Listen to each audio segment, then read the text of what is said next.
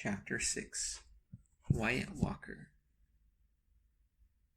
This is the story of Martin Luther King, the struggle to get black people recognized as human beings with the same rights as white people. Slavery had been abolished a long time ago. And yes, they weren't slaves, but they were definitely third-class citizens. They had different things they were allowed to use, different restaurants. They just weren't a normal white person, basically. Didn't have the rights. And they wanted to change things around. Martin Luther King is the figurehead, the spokesperson, but Wyatt Walker was one clever man. I think this chapter is harder to digest for many people because it brings up the idea of things that we've always thought were wrong as being right, or at least acceptable.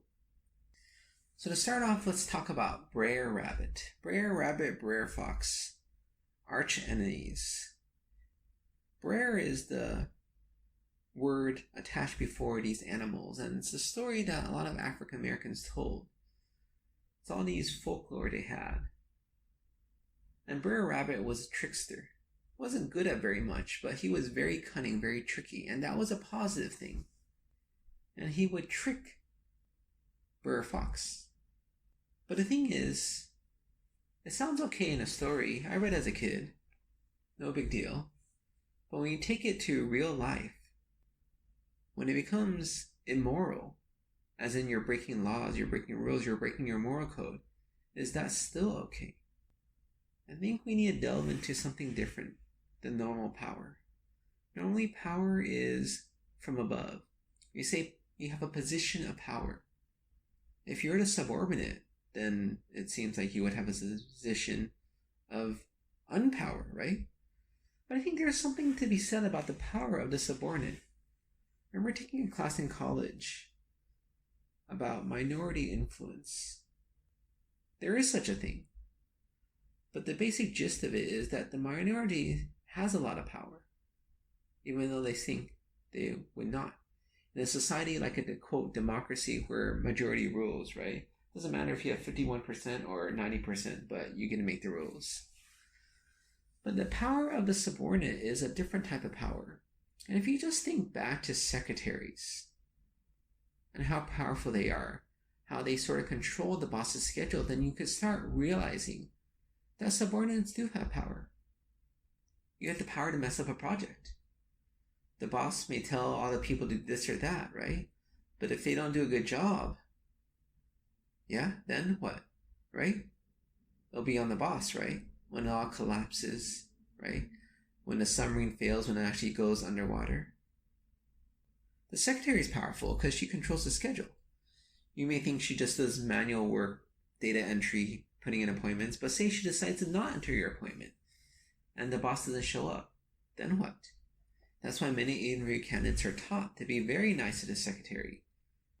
You have to send her a thank you letter afterwards. She's your ticket to the boss, basically, right?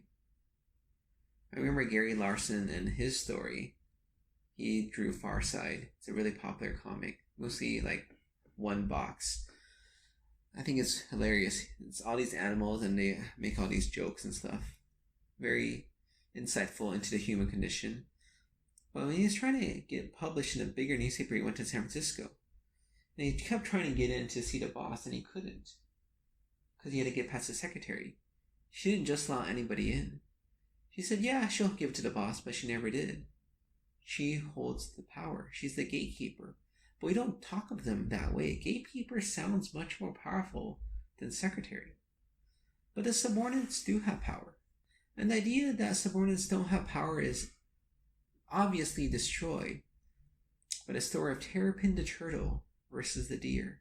Terrapin the turtle is a turtle. He doesn't run. He walks, and not very fast. It's their version of the tortoise and the hare.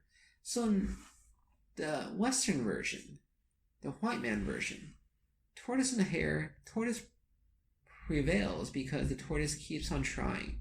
Perseverance is key. The hare just says, I'm so fast, lazy, take a nap, and it ends up losing, right? That's the moral of the story. But in their version, it's different. The deer is much faster, and the deer keeps on running. But guess what? The deer doesn't win because the turtle cheated. It's not the deer didn't run. Not the deer was lazy, took a nap. No, the deer did what it could, but it just couldn't beat the turtles because they cheated. So to the deer, all the turtles looked the same. And so Terrapin just placed his family members, extended relatives, here and there so the deer would see them every now and then. He just walks out the end before the deer comes and walks across the finish line. And he wins. And deer is amazed how the turtle could be so fast. And the answer is the turtle cannot be. It just doesn't have the ability. It cheated. If there's an official, they'd rule the race invalid. But in life, there is no official. Well, it depends whether you think God is an official. So the thing is, Wyatt Walker actually played that game too. Black people realize that white people can't tell them apart. If it's obvious, like man or woman, maybe. But when it's not obvious, they all look the same, right? I mean, if you live with them, maybe you'll do better. But it's the idea that, human beings are trained to do what they're trained to do. And so, if you grew up around black people, even if you're not black, you'll tell them apart very easily because you learned since little how to distinguish them.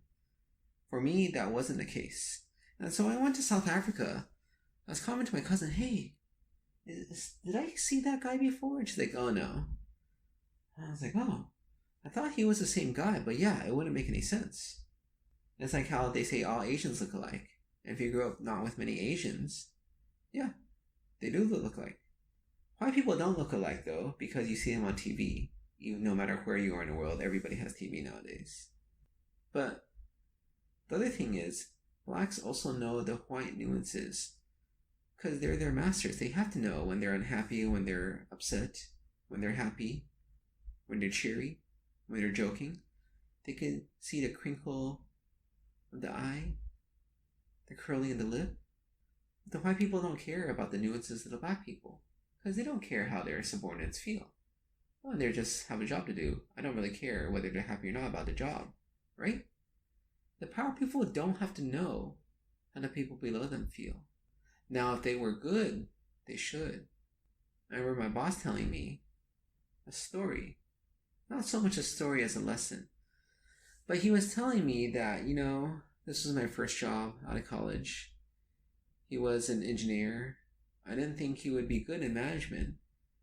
And I don't know how he is practically, but he at least had the philosophy down. He said, look, my job is not to tell you what to do. My job is to present to you what the plan is and to get your input. And to try to convince you that this is the best idea.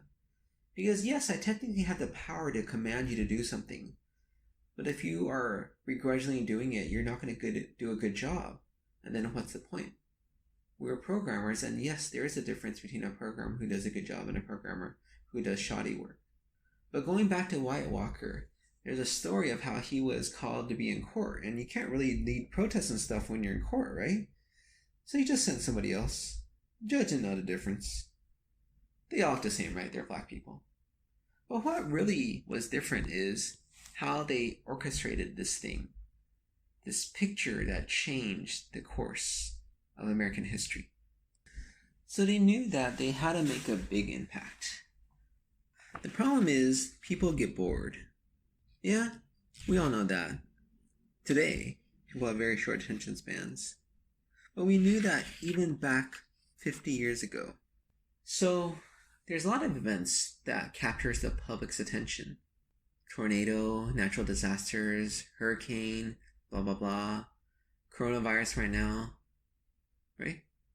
Well, sometimes people get bored and they lose interest in one thing when a new thing comes along.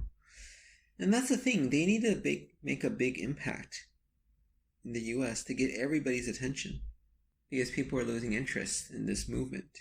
He was in Albany, Georgia, and nothing happened there. Birmingham was sort of their last stand. They needed to make something happen here. And the question is, when you say something happened, Do you mean something really happened? Or something fake happened? See, fake news was not just invented. Fake news was invented in the 1960s by Martin Luther King and his crew, Wyatt Walker. See, their goal was to get something that captured the public's attention, a photo splashed across all the newspapers in the world that sways the public opinion. To get a real photo might be difficult, but a fake one? Well, see, they didn't have Photoshop back then, so they had to get one photo that looks like it's telling a certain story, portraying a certain narrative. Who cares whether it really is or not? And they got it. It's pictured here in the book. A man standing, calm, officer sending a dog to attack him. Wow, they really are cruel. They're demeaning to black people. I mean, isn't it obvious the way they already treated them? But this really puts it in perspective, makes it clear, focused. The New York Times published it across 3 columns on the front page. Every major paper did. The officials, Kennedy, Dean Rusk, everybody was embarrassed, appalled. This is a boy in the set of Gandhi, just saying, take me. Nonviolence. And guess what? It's a trick, because it's completely wrong. See, that day, the story was, they're there protesting. The police, who had the dogs, didn't even want to be there. They're very well-educated, trained people, behaved. The police was actually trying to restrain the dog. The boy actually was kicking the dog. The dog ended up with a broken jaw. But we don't know that. Most people don't know that. Because the story from the picture takes on a life of its own. And Wyatt Walker, they're not going to try to correct it. It's trickery. And I think that's a difficult thing for most of us to sort of accept. Is it okay to use trickery? To tell lies? To get what you want? To get what you need? Do the ends justify the means? Because their end is definitely a good end, right? Trying to get equality for black people. And Malcolm Gladwell makes a statement, and I'll just leave it at that you gotta use what you have. And they're just using what they have, because they don't have anything else. End of chapter 6.